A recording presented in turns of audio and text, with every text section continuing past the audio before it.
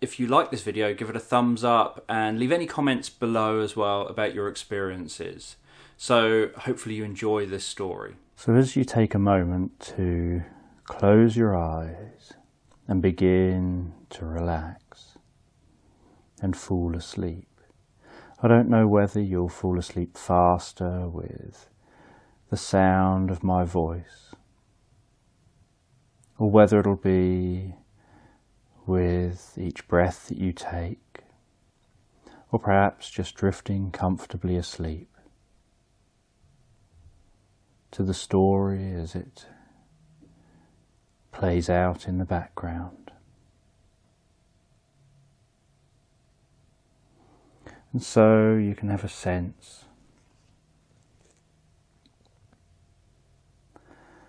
of sitting on a beach, and it's a warm, comfortable beach with golden sand, clear blue sea, and the sun setting in the distance over the ocean.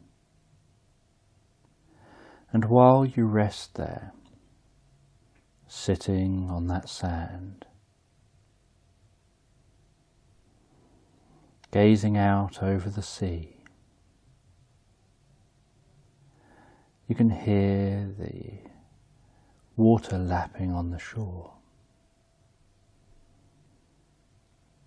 And as the sun continues to set while the water laps gently on the shore, you can notice the way that the sunlight twinkles and reflects and sparkles on the surface of the water, adding some oranges and reds to that deep blue.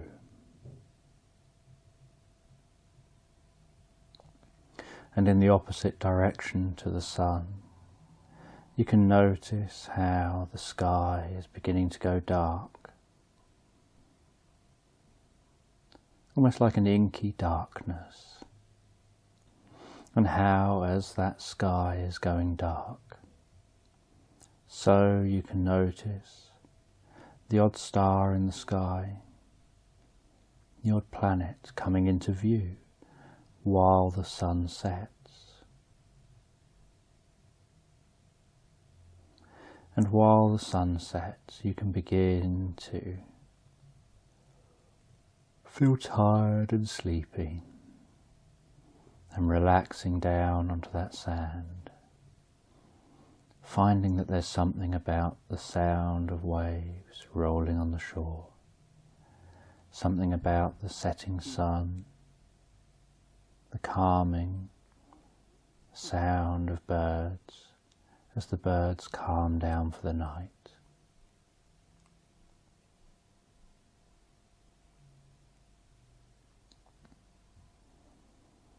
The sight of stars and planets appearing in the sky.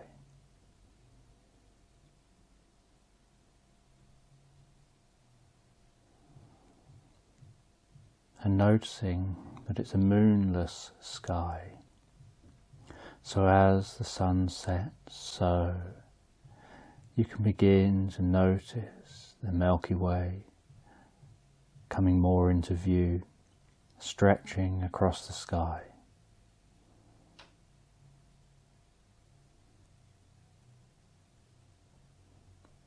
Looking almost dusty and mottled with stars as it stretches across the sky, and noticing the odd meteor that seems to fizz across the sky as you gaze up and drift comfortably asleep.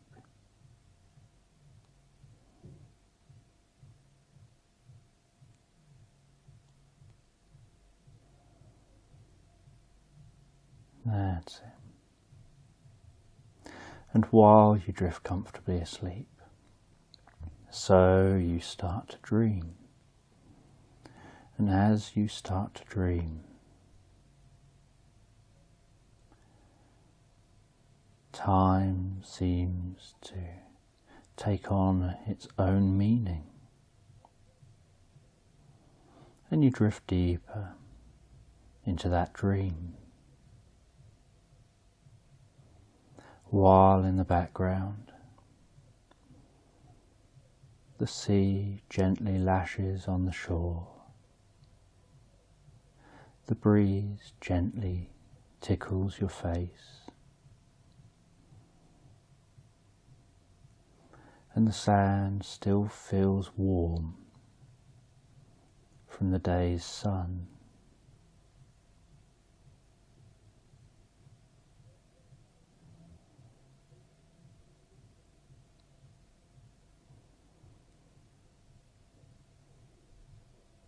And as morning begins to approach,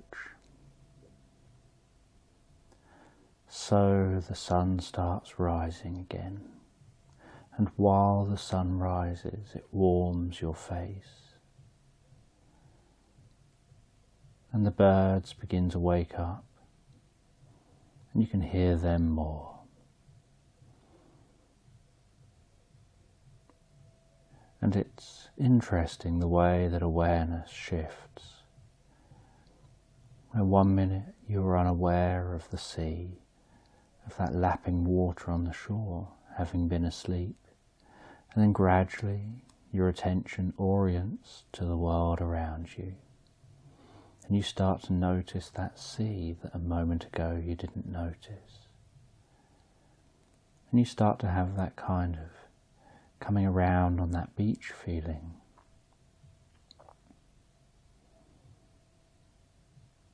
And as you awaken on that beach, you look forward to the day ahead,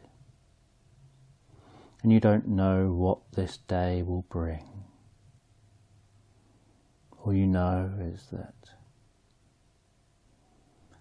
you're going to enjoy the day and take an adventure.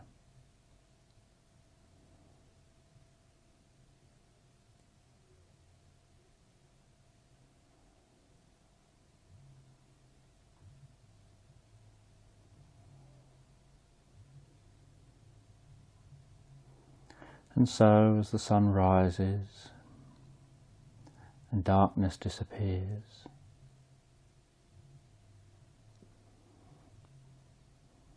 you begin to walk around on that sand, feeling the sand beneath your feet, hearing the sound of each footstep, noticing the difference in that sand as you walk towards the edge of the water, noticing that it goes from soft and powdery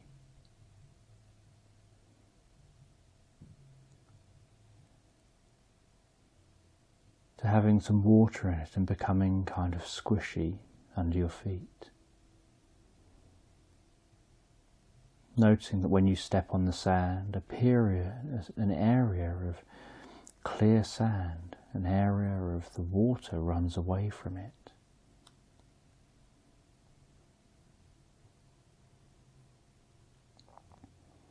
And some light sand is beneath your foot, where dark, damp sand once was. And you notice how some slightly frothy seawater flows in over your feet, tickling your feet with the bubbles, before pulling back out to sea again.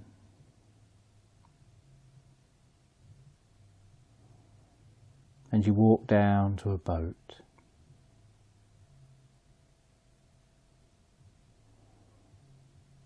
And you have to swim a little bit out to get into the boat. And it's your boat. It's what you came to this island in, to get some peace, to have your sanctuary, your calmness.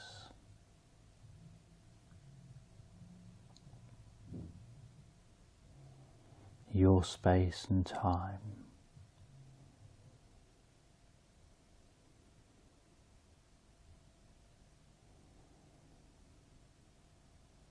And on the boat, you begin to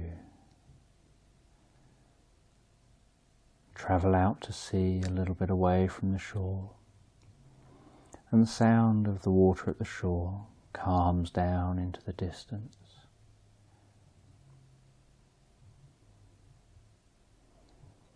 And after a while of travelling out further into the sea, you can notice the island in the distance near the horizon, and you shut off the boat's motors and sit in the boat and just enjoy the silence, enjoying the silence of just the water lapping against the boat,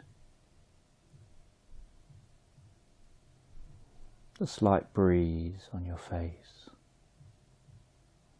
the warmth of the sun.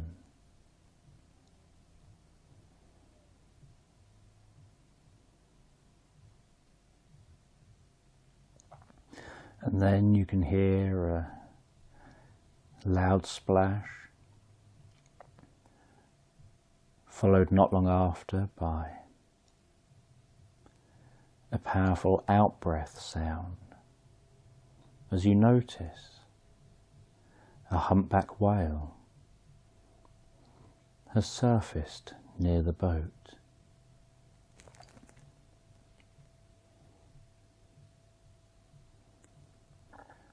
And you gaze over at the humpback whale, you go over to the edge of the boat, and you just take a moment to enjoy watching that humpback whale swimming gracefully near the boat. You notice the humpback whale turns slightly on its side, and you can see into its eye and notice it looking back at you. And you can feel its consciousness.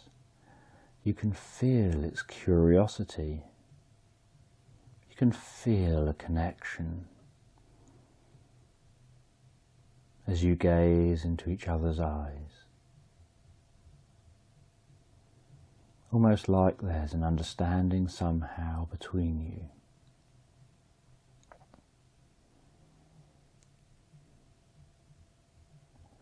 And the humpback whale swims down under the boat and surfaces the other side of the boat.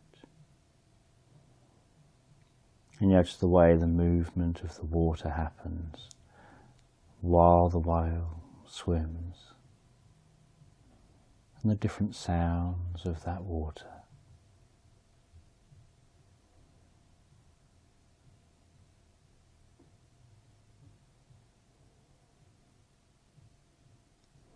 And you decide that you want to go in that water with the whale. So you get into your scuba diving equipment, and you feel that the whale is waiting for you. The whale is just waiting there, swimming around as if it wants you to go in the water.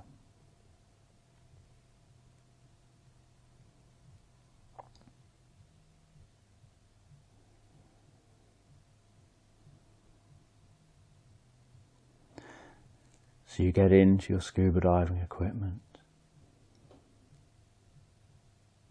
You go to the back of your boat. You make sure your boat's anchored. You make sure you let someone know where you are, what you're up to.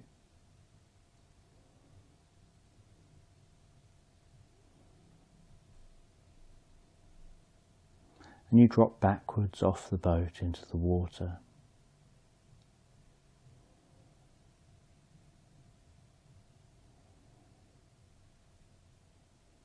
And as you splash down on the water, you can feel that water around your body, and instantly notice the weightlessness compared to when you're on the boat in all this scuba gear.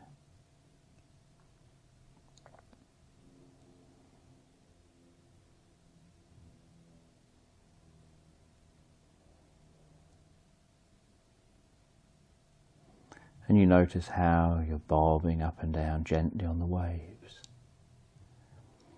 And you can see the whale just a little way away from you.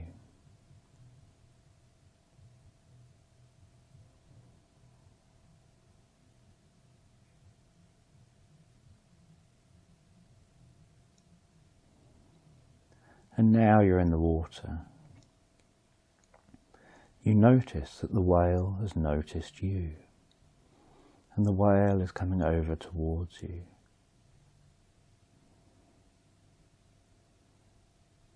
And you feel a slight sense of excitement as that whale comes over to you and seems to reach out with a fin towards you. And you touch the fin and notice the solidity of that fin, the smoothness, the feeling of the fin.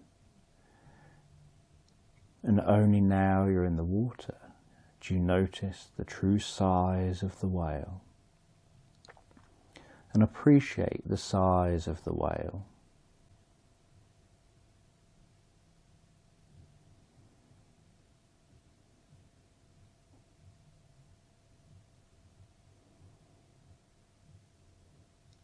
And the whale turns to face the same direction as you, moves up close next to you, almost as if it's got you under its flipper, under one of its fins. And you hold on to its fin. You release some air from your jacket and begin to lower under the water. And as you lower under the water, so you can feel that water rising up around you, noticing that water as it rises up across your mask. Notice how the sound changes from the surface sounds to underwater sounds, and the sounds of bubbles as you breathe out deeper and more comfortably.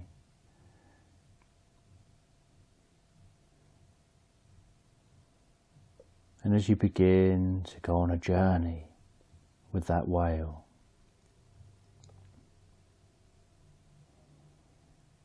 and the whale seems to be taking good care of you.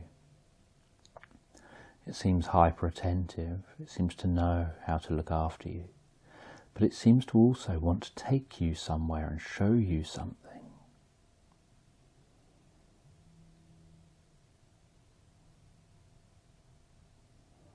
And so you hold on to that whale's fin. You do the odd kick with your feet, with your flippers on, just to help yourself keep up with that whale without having to hold on too hard. As the whale dives down deeper and deeper, and you know you're safe, you feel so calm and comfortable. You find that this feels like the most natural experience you could have, being at one with nature, being at one with this whale, exploring this underwater world. And while you dive down deeper with that whale, so you notice how the water begins to get darker and darker. It seemed totally clear, almost like glass at the surface. And yet, despite its clarity, the light can only penetrate so far. So the deeper you dive, the darker it gets. And you feel comfortable diving deeper with this whale. You don't yet know where the whale is taking you. You just have curiosity and excitement You just wonder.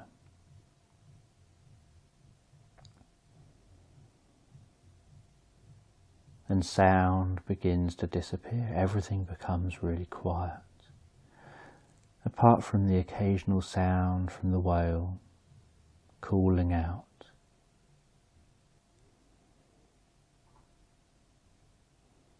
And the whale's movements seem so slow and graceful, and yet you have this feeling like you're moving really fast. But the deeper you go, the harder it is to get perspective on how fast you're going. All you know is you're going deeper and deeper.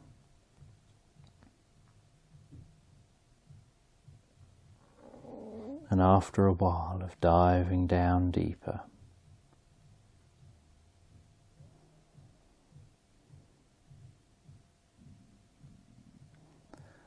you start to notice what looks like just a faint glow off in the distance. And it looks like it's glowing down on the seabed.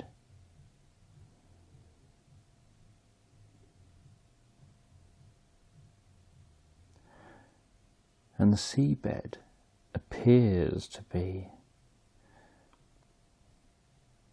what you would assume is probably white sand, with what looks like tall rock faces jutting out of the sand, stretching high up into the ocean. And the rock faces are dark compared to that white sand. But deep down here, everything just has a blue tinge, a dark blue tinge.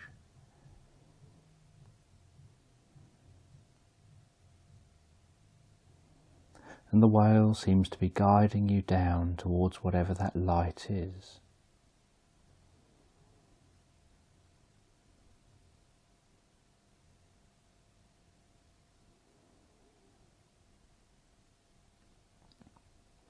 And as you dive down deeper and deeper with this whale, so you begin to notice that the structure, whatever this is, looks man-made. And yet it's all this way under the water.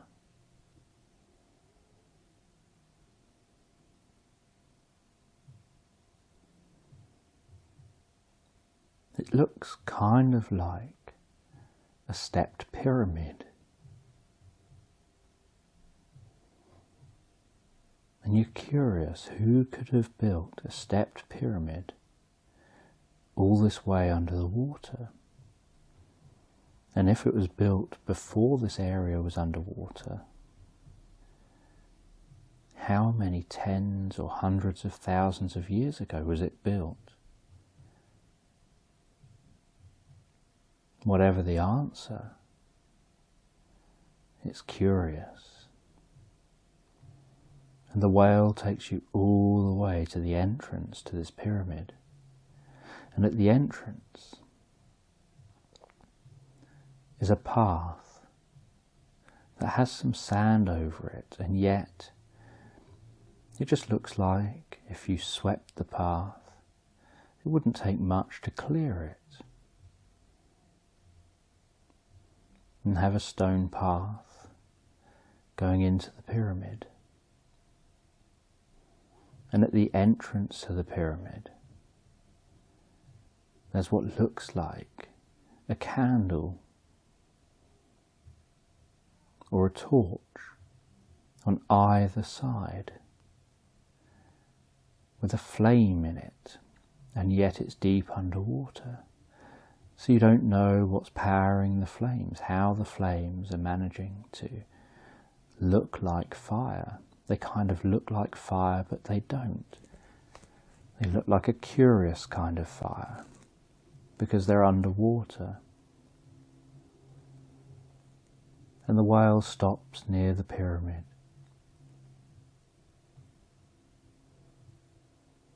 and you swim away from the whale.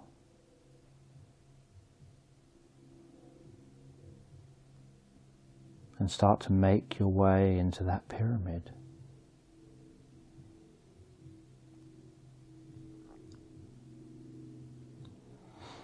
And as you enter the pyramid, you notice there's a door. And it's a huge stone door. And you don't know how you're going to get through this door, or what will be on the other side.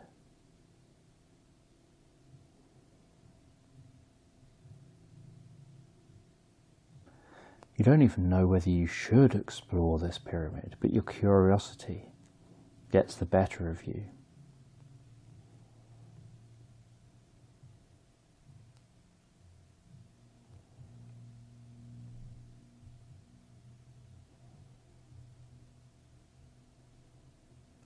And so you look around in the entrance area for some kind of a switch, some kind of a way of opening this door.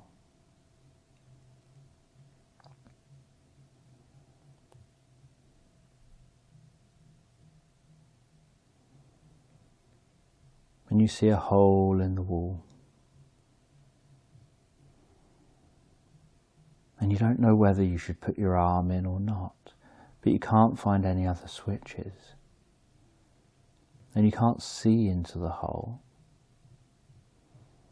And so apprehensively, you put your arm into the hole and you find a lever and you grasp that lever. You pull on that lever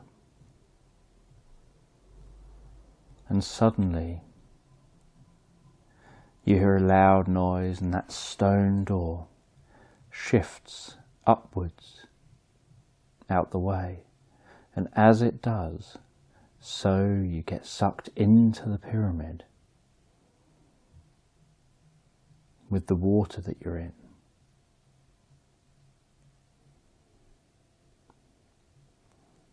And then just after you're sucked into the pyramid, the door starts closing again and shuts behind you, plunging you into darkness. And then you hear a loud noise as another door opens and the water starts draining away.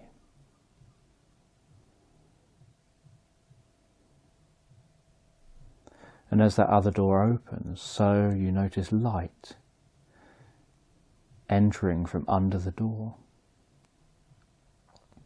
And that stone door raises up, and the light gets brighter and the water gets shallower.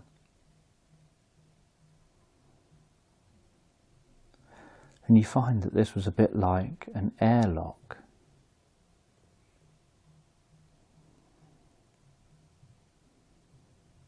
And yet you don't know who built it.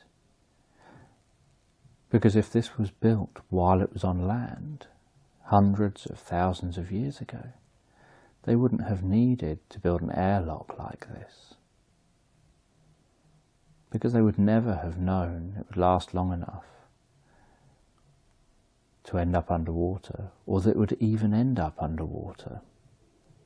There's no way they could know something like that. So you're curious, who built this temple? Who built this pyramid?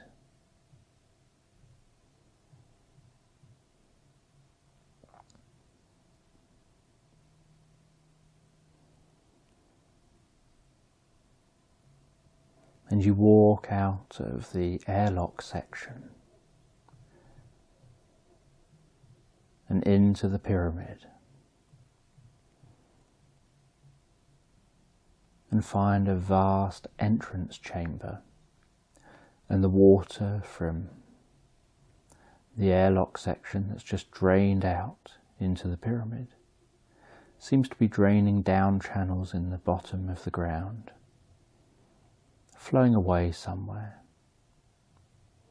And you assume that somehow maybe It's channeling it back outside, but you don't know how that could happen. But none of this makes sense really anyway. You think if someone built this underwater like this, they probably know what they're doing.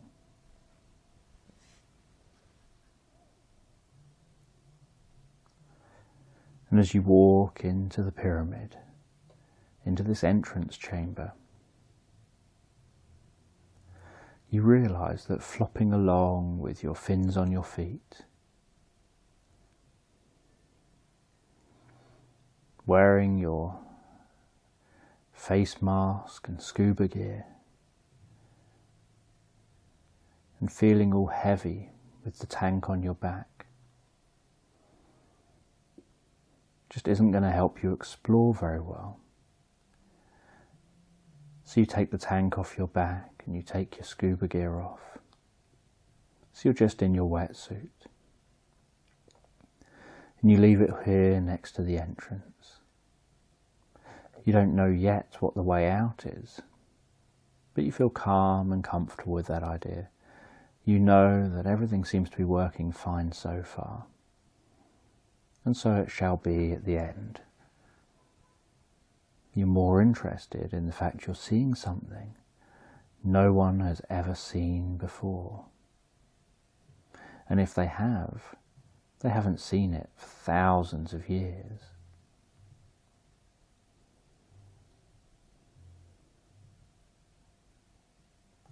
And the lights were on, so you wonder if anyone's home. On some level you feel like no one's here, and that the lights have been on for thousands and thousands of years. And the lights are just torches, little flames, flickering and dancing light on the stone walls.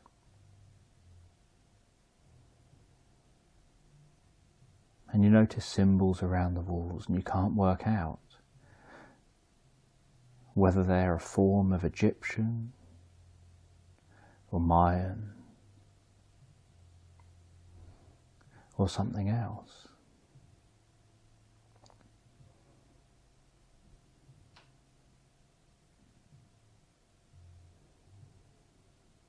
And every footstep you take,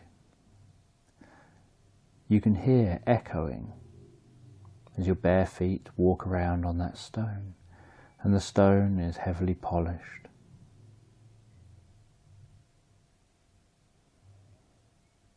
And you notice the dancing light on the walls from the torches.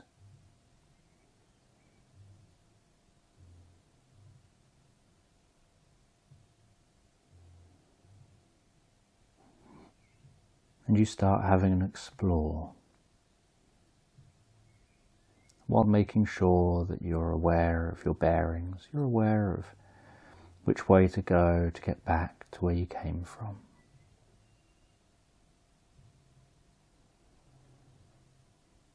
And you wish that you had a camera on you, something to record this experience.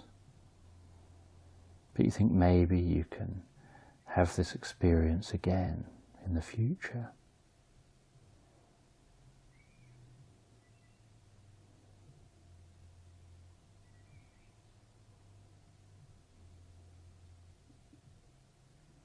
And so you walk into a chamber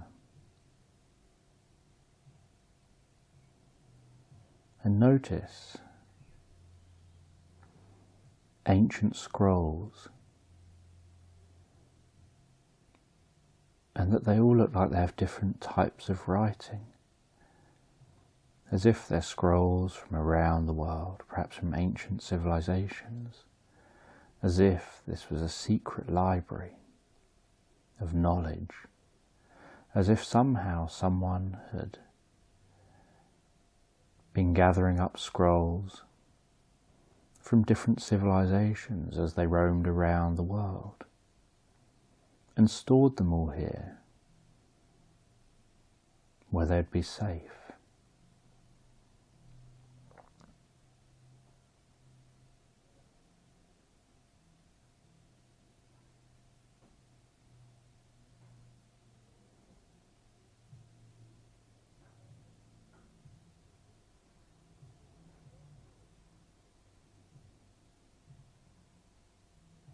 And then as you continue exploring,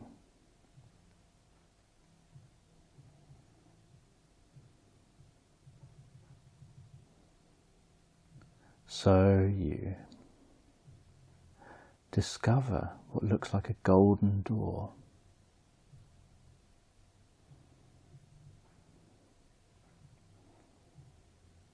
And in the middle of that golden door is a gap that looks like a stone or something belongs there. And you try and open that door and you can't seem to do it. The door doesn't open. And you work out that maybe to open that door, you need to place that stone in that gap. But you don't know what the stone looks like or where it may be. All you know is a rough idea of its size. You know that it's about the size of a fist. And so you continue exploring. You continue to look at the writing and the pictures on the walls. You find the flickering light somehow hypnotic of the candles, and you're still curious how they've burned for thousands of years.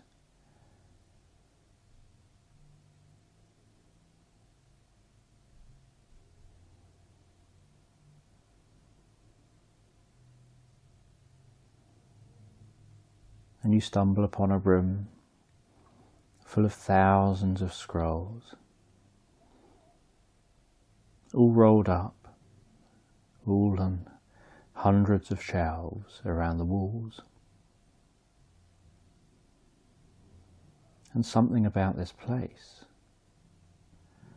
means that none of them seem dusty, none of them seem like they've degraded in any way. They seem as new as if someone had just picked them up yesterday and placed them on these shelves.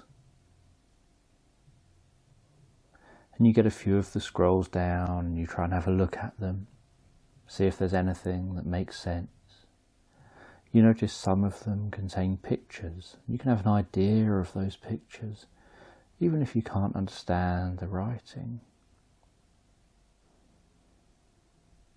You can notice that some of the pictures seem to be of animals that you know are extinct.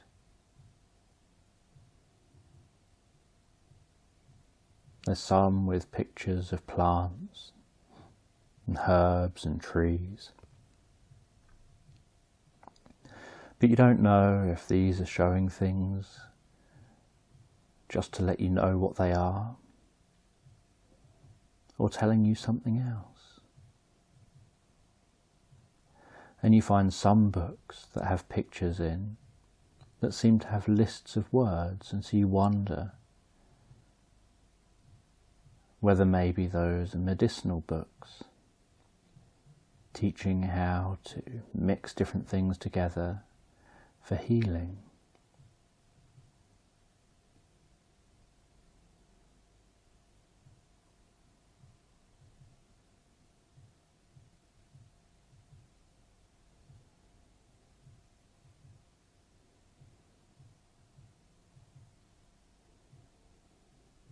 And then in one room,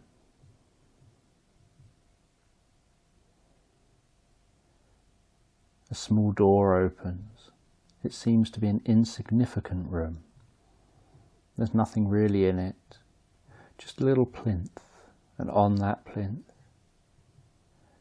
is a red glowing stone, highly polished, about the size of a fist. You wonder whether that stone is the one you're after.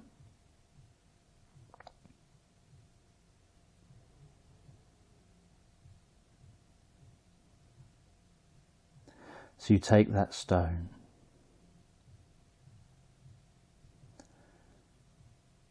off the plinth, find your way back to that golden door, and with a sense of excitement, of curiosity, of wonder about what's going to happen next, You place that stone into the space in the door. And it's almost like the stone somehow had a magnet inside it. Like when it was really close to the door, it just seemed to suck into the door and stick there with a jolt. And then suddenly you hear movement, grinding sounds, like stone moving. And then this huge golden door raises up into the ceiling.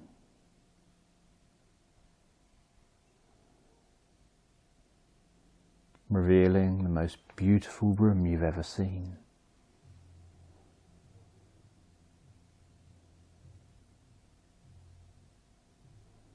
And in this room, there's some books that appear to be bound, unlike all the other books,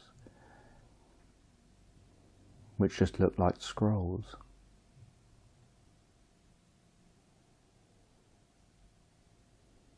And they're ornate. And they look like someone has taken great care to look after them and to make them the way they are.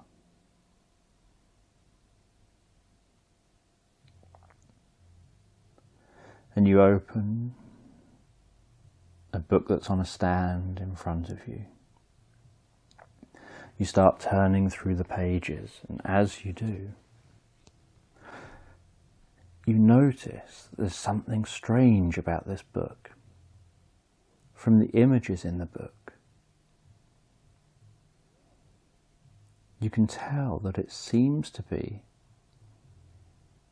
about aliens or space travel. And as you turn the pages, you see a page with what looks like a star system. You recognize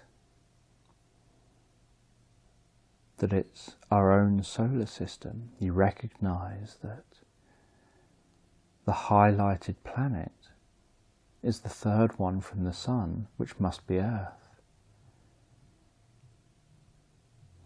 As you continue turning the pages, you recognize that that solar system seems to be marked in an image with other dots on the page and in relation to those other dots, as if to imply that somehow it's like a map of the local part of the galaxy, saying this is where you are. And then as you turn the pages, you find a picture that has what was on that map, much smaller. In part of a larger picture, you recognize the pattern. And you see that in this much, much larger picture, where the pattern for the local cluster, the pattern for the Earth and Moon and the solar system is really small, and you notice that there's something else highlighted on that picture. And you guess that must be a star a long way away.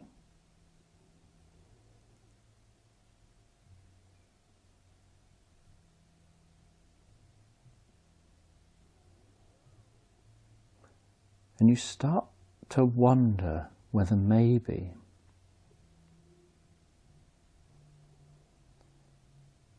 whoever left this book came from that star or somewhere around it. And you keep turning the pages and you see images of what looks like modern day craft. It doesn't resemble space shuttles. It doesn't resemble images of UFOs. But it does look like images of some kind of spacecraft.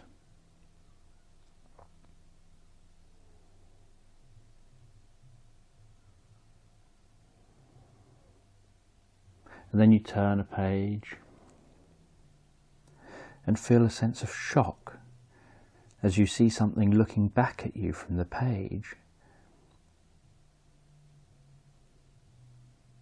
And you feel that shock because it was unexpected, that looking back at you is a drawing of some kind of being.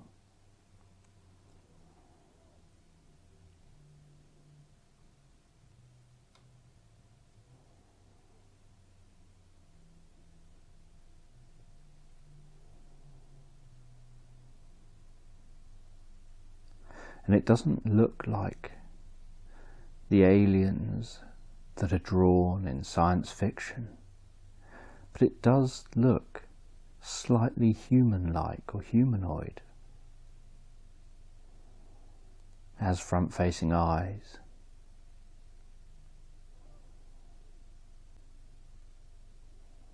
And it's got a human-like face to some extent, but it doesn't look human.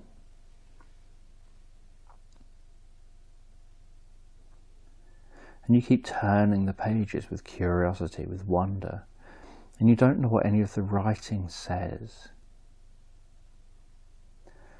But there's lots of pictures, as if somehow they were assuming that the people who read it would need to be able to understand it on some level, even if they couldn't understand the writing, and that maybe people could figure out the writing through pattern recognition and through different processes.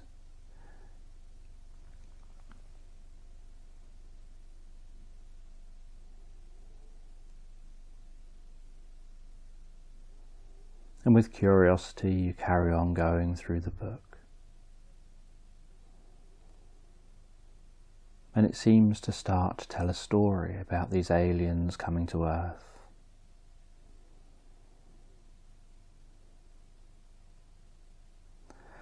About these aliens just overseeing what's going on Earth, just gathering knowledge and information. About these aliens trying to blend in and getting scrolls.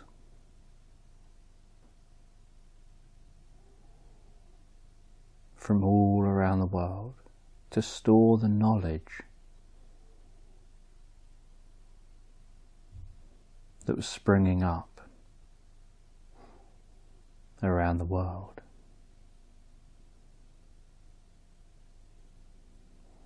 And they inadvertently shared some of their knowledge about pyramid building,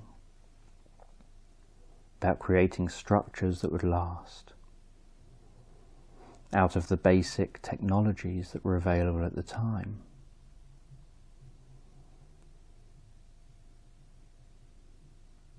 And it looked like they'd created this place as a safe way of recording all this knowledge and storing this knowledge.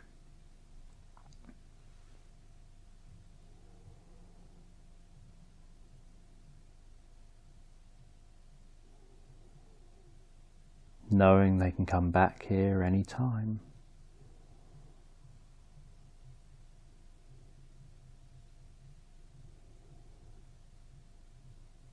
And you wonder whether they're still around, still observing, whether there are any other places like this around the world.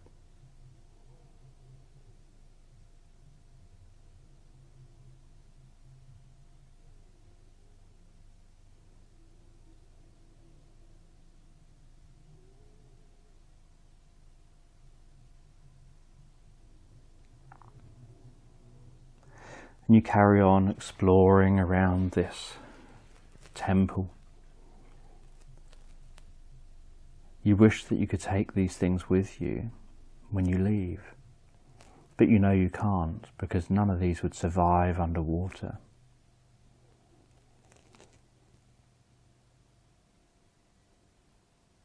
And you're not even sure if you'd be able to find this place again yourself, because no one has obviously ever found it before. So you carry on exploring, and you walk up some stairs with high vaulted corridors, walking up higher and higher into this pyramid. And you enter a room in what seems like the middle of the pyramid. And right in the middle is glowing blue water, a square pool of glowing blue water.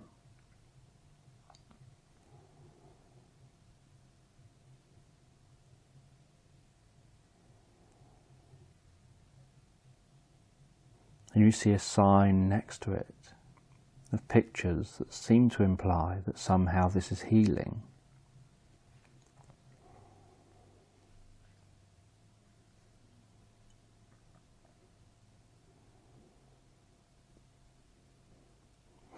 And you walk over to that water, and you walk down into the water, and it's lukewarm, it's comfortable, it's glowing a fluorescent blue. You sit down into that water. You breathe in a fragrance that seems to clear your nose. And while you relax back in that water, your eyes begin to shut, and as they shut, so a beam of healing light seems to emanate up from the water, as if it's healing you, travelling into your body, filling your head, working down from your head, through your neck to your shoulders. And that healing light is moving down through your shoulders, down your back, down your stomach, down to your legs. And with every out-breath you take, that healing light seems to penetrate into you comfortably and move down through you deeper and deeper, healing every cell in your body, stimulating the healing response within you, reducing inflammation within you.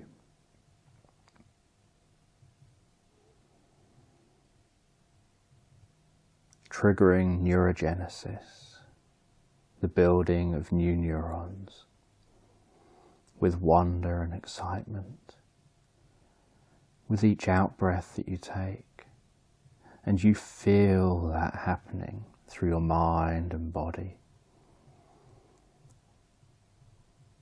And I don't know if it feels like a tingling or a warmth or a coolness, but you feel that happening as you relax in that water.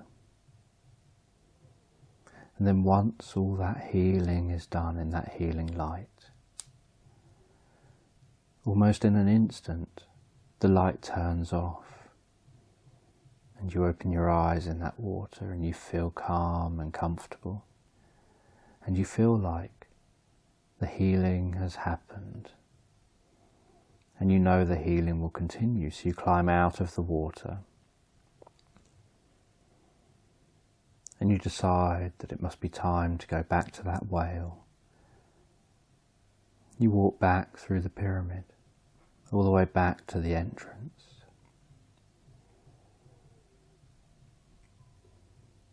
You get your scuba gear back on, and as you touch that stone door, the door seems to just magically open for you. And then you walk into that airlock section. The door shuts behind you. You make sure your scuba gear is working fine as the door in front of you opens and the water starts flooding in at your feet, filling up the airlock.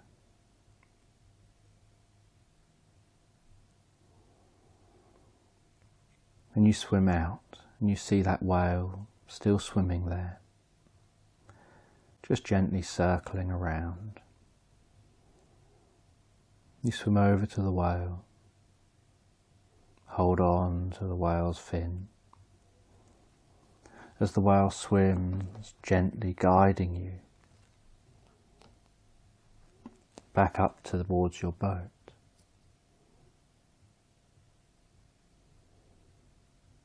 And you breathe calmly and carefully You can hear each breath you take.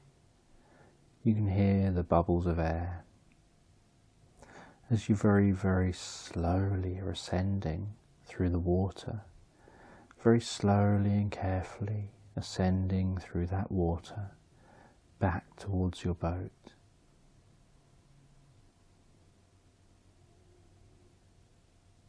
And then you reach the surface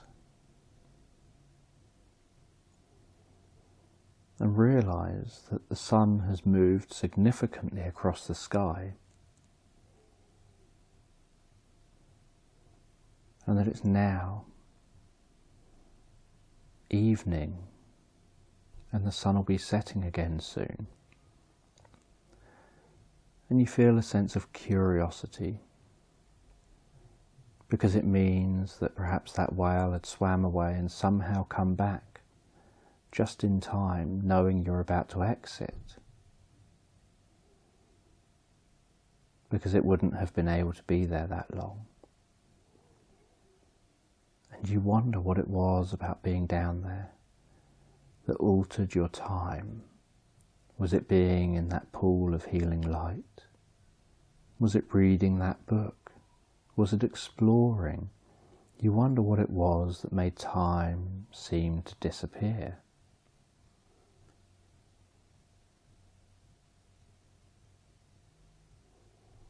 And you pulled up your anchor, and the whale slapped its fin on the water as if to say goodbye.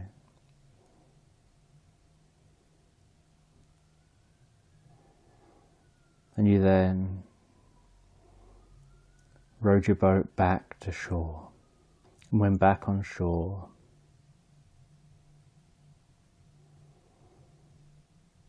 you pitched up a tent, set up a bed, made a little campfire, had something to eat, watched the sun setting,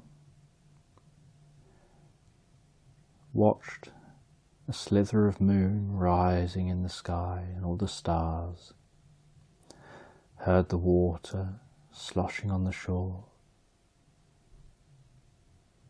felt the cool breeze on your skin, watched the way the flames from your fire danced against the sand, and then rested down in your tent on this beach and drifted comfortably and relaxed asleep.